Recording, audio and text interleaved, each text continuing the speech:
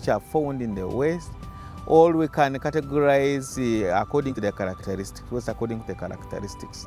So according to generation, we can have what we can refer to as municipal waste. Municipal waste, of course, that is the waste which is generated from households which are in municipalities, in urban centers.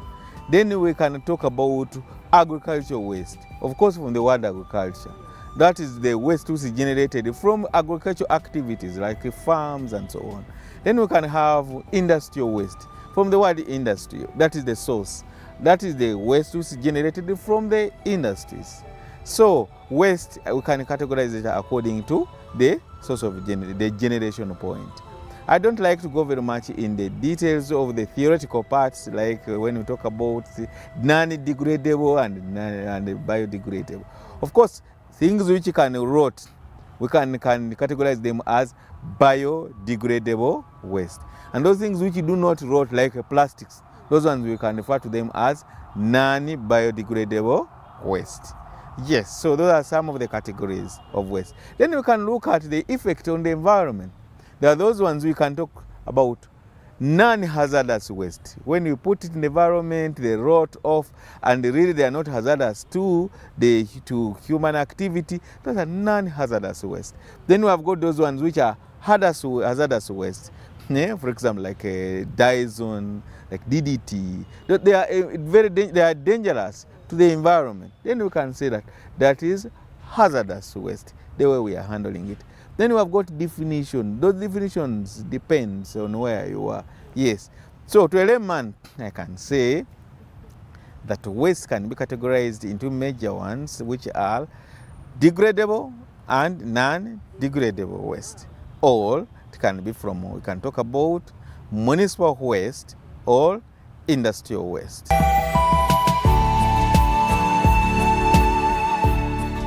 Okay, now for us, the mandate of KCCA is we are looking at municipal waste. Okay, not of course we deal with all the waste, but as a municipality, when you look at the Local Government Act, or you can say KCCA is not a local government, then why are you quoting the Local Government Act? The KCCA Act of 2010, and which was amended in 2020, really tells us that in case there is something which is not well stipulated in the KCCA Act, then we shall refer to the Local Government Act. So when you look at solid waste, in the KCCA Act, it requires the municipality, it requires the authority, that is KCCA, to be in charge of solid waste. And that are the urban centers, which are the ones with this mandate. It is a devolved function. Then, when you look at why should we handle this, then we learn to the Local Government Act, and gives us that it is the KCCA which is responsible with the management, proper management of the municipal waste in the city. And so we work with the NEMA, who is the ones who look monitoring our activities, to make sure that all the waste that is generated, the municipal waste that is generated in the city, is well handled. Then when it comes to the industries which we have, also KCCA, we do the monitoring role to make sure that the waste which is generated in the municipality, in the industries, is well managed. So as KCCA, the city has around 1.8 million people, generating about between 0.5 to 0.8 kilograms of waste per day. That one leads us to generate to around 2,000 to 2,500 tons of waste per day. Of that, that is the municipal waste. As KCCA, we are able to collect 1,300 tons of waste every day. And we work with the private sector. As the KCCA, using our trucks, we are able to collect 500 tons every day. And our partners, who are the private sector, they collect 800 tons every day. Then in the environment, all the unattended to waste goes to around 1,200 tons a day. giving us a collection efficiency of 60%.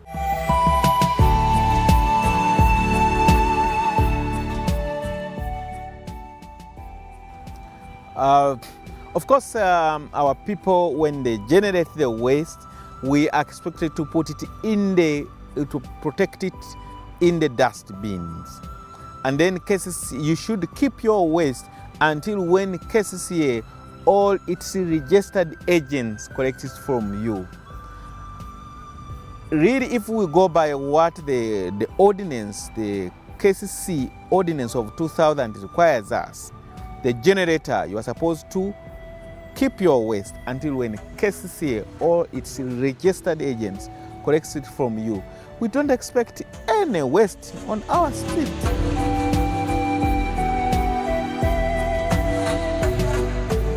We collect our waste, for example, from the public markets. Most of the public markets, we do 2 trips a day. Nakasero market is generating around 20 tons a day. St. Balikudeme market generates around 30 tons a day. Nakawa market, 35 tons a day. Then and other markets,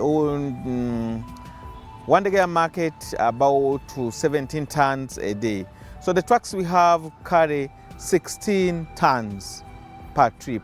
So when we collect the first trip, okay, I've told you we generate 30 tons.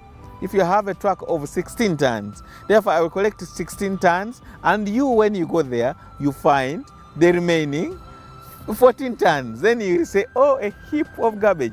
But it is in the plan to be collected. So we collect it and we take it to our landfill. So the only thing we are telling people, keep your waste until when we collect. Within 24 hours, there is no market where we don't collect all the waste every day. So the problem is, how do you keep it? So our people will always sensitize them. The problem is that they will remove the waste from their stalls and go and dump it somewhere, and it becomes a nuisance. However, if they are to follow our program, for example, Wandegea market, we collect from there between 10 to midday, and it is 1 trip. At Owino, we collect between 2 at night, okay?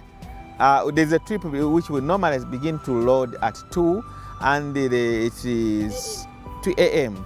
And so by 6, we have done our first trip. And so then it goes, and we expect it to take the second trip between 9 and midday. To load 16 tons takes time. So if you go to Owino market and at around 10, you'll find a heap of waste, and then you say, okay, so he has not collected waste. No, it is in the plan because we are going to do the second trip. Now, whatever will not have been collected between midday and up to 2, we are going to keep it, okay? And then we shall collect it at night. So we make 2 trips because we know that we are generating 30 tons, okay? So the truck will have gone to another market. After it has done the first trip in Owino, it goes to another market. It goes like that. That's the program. But what I tell you is that whatever garbage is generated in markets in Kampala currently, we collect it that very day.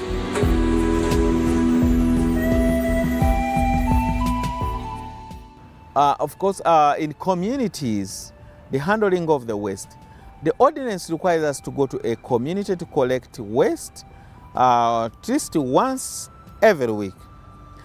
It can be KCCA or its agents. In Central Division, we have Nabugabo Apdi joint ventures. They collect every day. For free. The word free, first wait. They collect every day. By the way, if you have to follow the law, the NEMA Act of 2019 requires the polluter to pay for your waste management. Similarly, the ordinance encourages payment of waste. The KCC ordinance of 2000 encourages payment of the waste. So generally, if you are living in a country called Uganda, when you generate waste, you are supposed to pay for its management. Whether you stay in the slum or in Anaket, in Muyenga, or in Katanga, please, you are supposed to pay for your waste. This country follows the principle of generator pay principle. Now, KCCA coming up to support those people who are not well off, considered to be not having the capacity to pay for the waste, does not give you a mandate not to pay for waste. So, because we have limitations with the capacity, we normally take our trucks to informal settlements, slums like Katanga, like Kamocha, or you can go to Kanyogoga, those places to support them, because we know that a number of people are living in these places and they don't have the capacity to pay for waste every day. So, but because of limitations of trucks, we cannot go to all the informal settlements every week.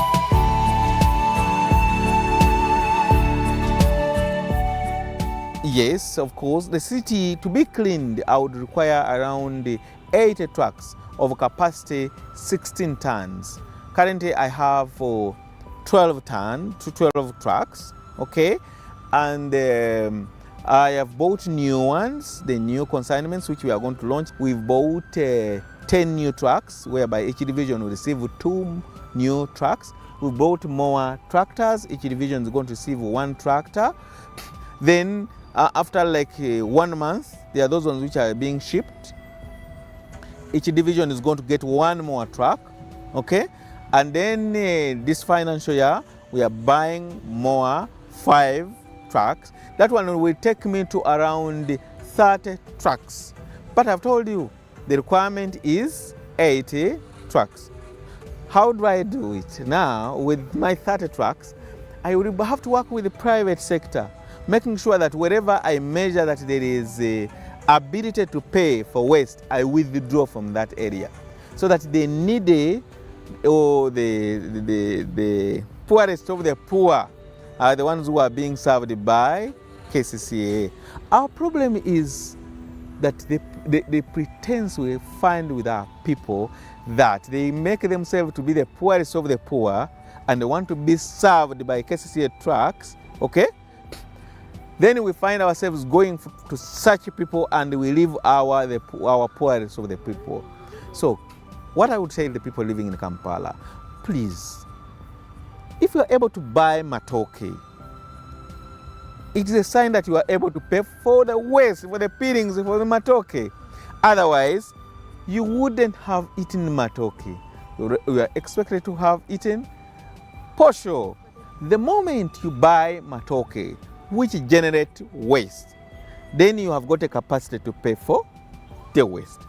But if I don't have matoke, if I'm not able to buy matoke, it means that I will buy posho, then the amount of waste from posho is very little. You get it? So the way you feed, it's an indicator of about your ability to pay. Okay? People use banana leaves to prepare matoke.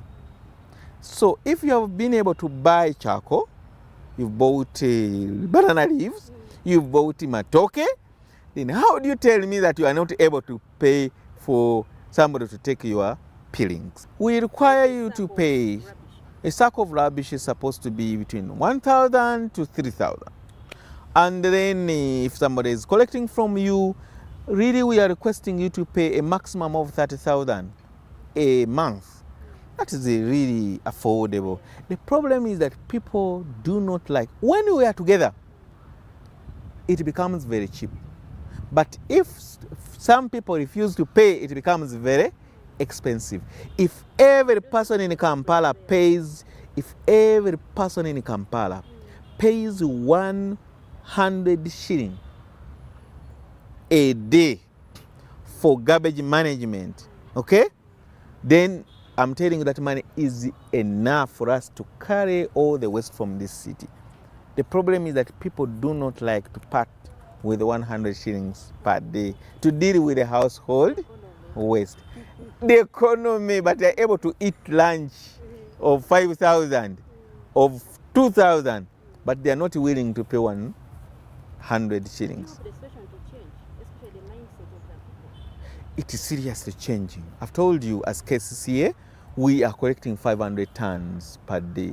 No, I mean And the private people sector. who are a bit hard in Correct, I'm that. showing you the route. It is, KCCA is collecting 500 tons and the private sector is collecting 800 tons. It implies that the people who are paying for garbage in Kampala are more than those who are not paying. It implies that that percentage is going on in decreasing. All what we need to do is to continue with the message, teaching the people, having such programs. And I'm telling you, the green light is very there.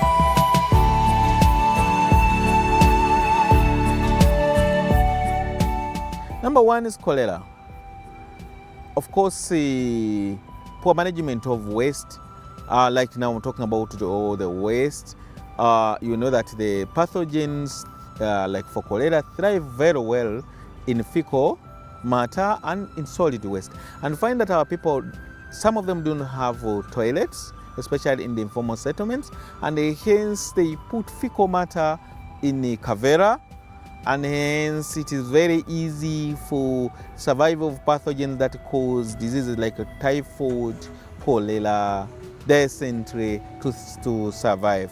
And our people who are living in such places, their fecal oral diseases can easily be picked by these people. Another thing is about air pollution. You know, I always tell people, some people think that because for them, they're not concerned about waste. My friend, air pollution, the gases that are emitted as the waste is rotting off, is not healthy for your life to breathe in. So the Kampala, then we have got air pollution everywhere. Flooding. You've seen when just to throw around the rubbish, it goes in the drainage channels, and then when it rains, the water cannot flow to the buffer zones which have been prepared. Then we have flooding taking place to our people, and then they can easily get diseases. Then we have got, of course, poor management. We generate gases like methane, which really affect our ozone layer. And once ozone layer is eaten up, then we have the sunshine, then we have our people develop cancer. All that is just coming from the poor management of waste. We've got an effect on agriculture. You see people throwing around the caveras, and this one affects the production of our food for our people. Then we are going to get malnourished children because of the effect of somebody who just throw around the cavera. Then we've got leaching of our soils. People are just bringing here waste in Kampala. They don't like to take it back to their village. Then we are just getting nutrients from the village, bring it in Kampala where we are not growing, we are not practicing good agriculture, and then our soils become very poor. Within no time we shall see that we are no longer getting matoke from Masaka, and then we just crying. It is because we poorly manage the waste. Otherwise, we are supposed to generate soil conditioners or fertilizers from this waste, and we take it back to Masaka for our people to grow more matoke. So then, of course, the nuisance, the unsightly condition in our city. When you move around our roads and you see everywhere it is littered, that is not the kind of environment God created man to live in. Okay? You live like an animal? No. We should keep our city very clean. Yes.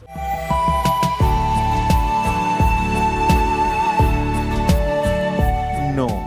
We are really working hard to make sure that we minimize the amount of waste we take to the landfill, because the landfill is it's an old method of management of waste. The new methods of waste is for us to reduce the amount of waste which we do landfill. So some of the waste which is biodegradable, we are partnering with the private sector. For example, there is a protein whereby we are collecting waste from our market, and then it is prepared for rearing of the black soldier flies. Then black soldier flies are used to feed chicken. Then we enjoy chicken. You get it? We produce food for people. Then we have got plastics. We collect plastics, we take them for recycling at PRI industry, which is managed by Coca-Cola. Also, we have got Renzori bottling companies also doing recycling. Then we've got a number of companies, which Luca, they are all recycling the plastics to make new things out of this. Also, reuse of the waste. We've seen people who are potting the flowers.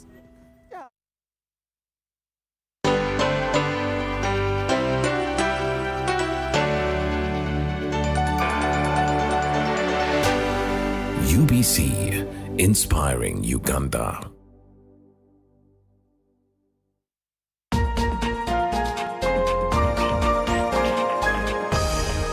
Up next on UBC, brought to you by Dial *185 *85 hash to open an SCD account and apply for Airtel shares. Airtel, a reason to imagine.